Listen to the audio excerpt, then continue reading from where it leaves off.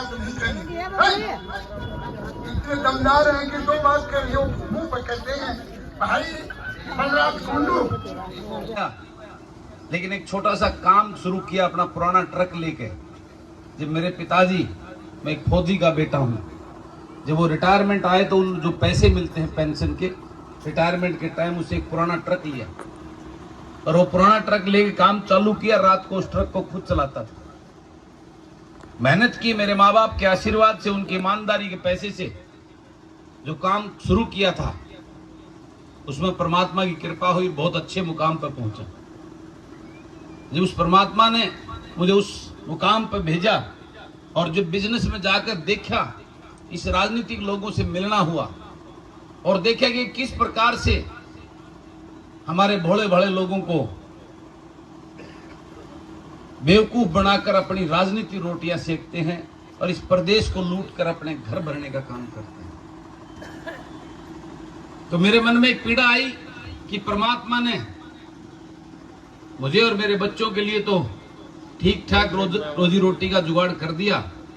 जो मेरे ग्रामीण अंचल जहां मैं पैदा हुआ, उनका दिन पर दिन बुरा हाल होता जा रहा है। उनके लिए कुछ राजनीति के माध्यम से इस लूट और झूठ की राजनीति को समाप्त करने के लिए मेरा फर्ज बनता है और मैं राजनीति के अंदर कूद पड़ा।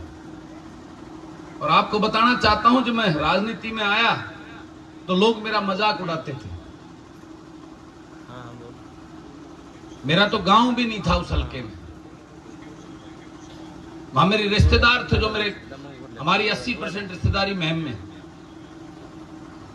तो मेरे अपने रिश्तेदार, जब मैं घर में जाता था तो वो घरा पाया नहीं करते, लुक जा रहे थे, भाई वो रिश्तेदार है, घरा तो नाटा कुकरा होगा। लेकिन उड़े लेडीज मिला करती, वो लुक जा रहे थे, बोला वो तो रोज तक गया, फलाना गया, धकड़ा गया। लेकिन मैंने उन लोगों के बीच में जाकर वोट नहीं बनाई, उनकी सेवा कर कर उनके दिलों में जगह बनाई।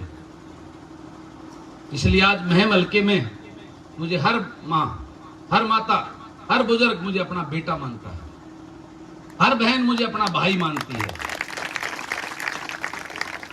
और उसी का नतीजा है कि दो नेशनल पार्टी कांग्रेस और बीजेपी के बड़े बड़े धुरंधर, बहुत पैसे वाले लोग हैं दोनों को, उनकी कट टेक कर उन्होंने अपने बेटे को अपना प्रतिनिधि चुनने का काम किया। और मैं उस विधानसभा में पहुंचा, जब गया तो पहली बार उस विधानसभा को देखा था मैंने। उससे पहले कभी वो विधानसभा नहीं देखी थी। और आप सबने देखा होगा कि जाके मैंने समर्थन दिया उस भाजपा को। नया नया राजनीति में आया था, मैंने सोचा कि लोग नु कहा करते मुख्यमंत्री तो ईमानदार है,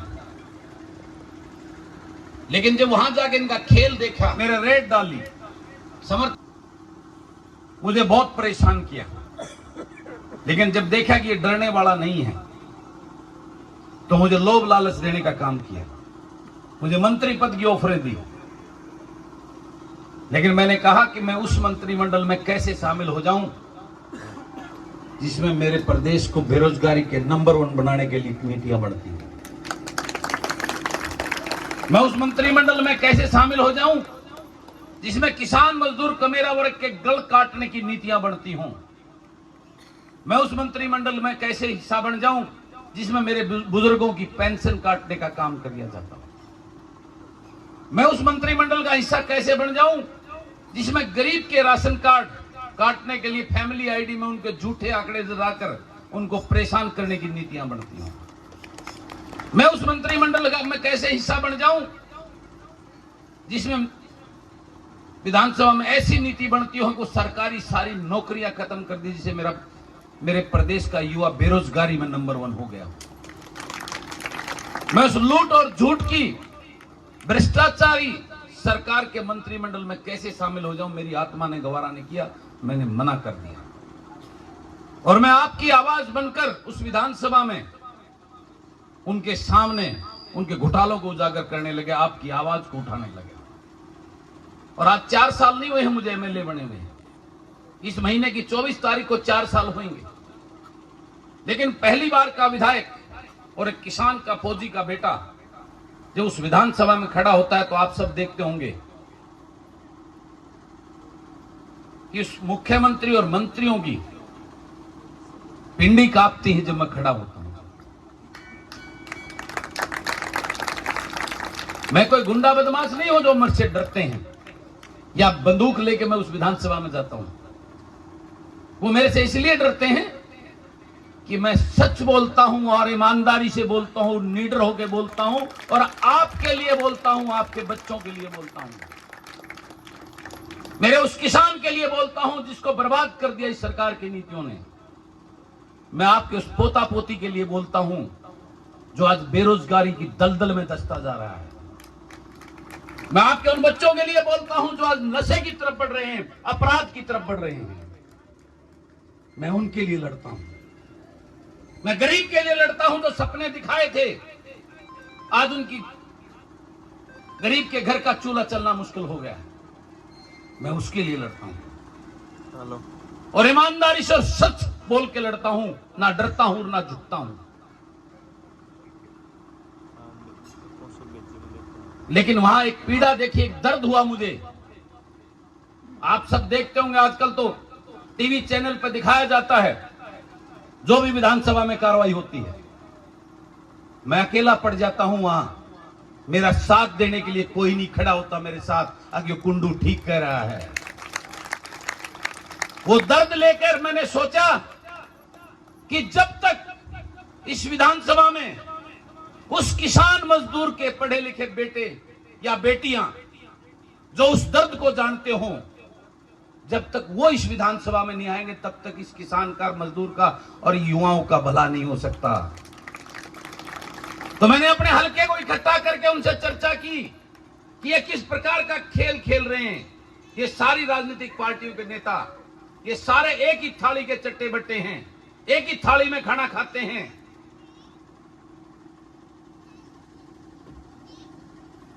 इस प्रदेश को जगाने के लिए मैं इस प्रदेश में निकलना चाहता हूं। तो मेरे हलके वालों ने कहा कि निकलो, हम आपके साथ हैं, क्योंकि मेरी ताकत तो मेरा हलका, मेरा मुहिम, जिसके आशीर्वाद और विश्वास से, जिन्होंने मुझ पर भरोसा जताकर वो जिम्मेवारी दी थी, उन अपने परिवार से पूछकर मैं हरियाणा प्रदेश में निकला। और आपने देखा हुआ 26 जनवरी को मैंने नांगल चौधरी राजस्थान बॉर्डर से इस प्रदेश की यात्रा निकाली, पैदल यात्रा। मैं हर रोज 35-40 किलोमीटर पैदल चलता था, अनेकों गांव से होता हुआ लोगों से चर्चा करते हुए उनके हाल जानता हुआ मैंने 27 दिन यात्रा की। मैंने 780 किलोमीटर चला, लगभग 40 के करीब विधानसभाओं से निकला था मैं, और मैंने देखा इस प्रदेश के हालात क्या हैं। आज प्रदेश में हाहाकार मचा है। किसान हर जगह पे सड़कों में बैठे हैं, मंडियों में बैठे हैं, तहसील में बैठे हैं, अपने हक के लिए, मुआवजे के लिए, पानी जल भराव के लिए और अपनी समस्याओं को लेकर। हर जगह पर प्रदेश के कर्मचारी, कहीं क्लर्क, कहीं डॉक्टर, कहीं मास्टर, कहीं आशा वर्कर, कहीं सरपंचों को देखा, सबको लाठियां दी सरकार ने, इस तानाशाह सरकार ने। हर चीज में, हर व्यवस्था में हाहाकार मचा हुआ है। फिर मैंने मन बनाया अपने लोगों से विचार करके कि मैं इस हरियाणा प्रदेश में जाऊंगा और बलराज कुंडू के सोच के 50-60 बलराज कुंडू इस प्रदेश से मांगूंगा, ताकि उस विधानसभा में बैठकर वो आपके बच्चों के लिए नीतियां बना सकें, मेरे किसान को खुशहाल कर सकें, मेरे गरीब को उसका हक दे सकें, ये लूट, महंगाई और भ्रष्टाचार को खत्म कर सकें।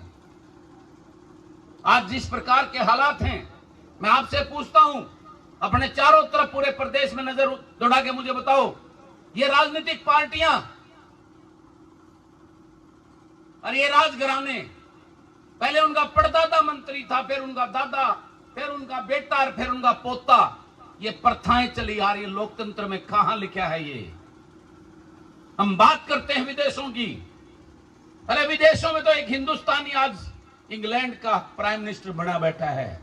वहां नीतियां देखी जाती हैं, ये नहीं देखी जाती इसका दादा मुख्यमंत्री था, इसका परदादा मुख्यमंत्री था और ये उसका पोता है।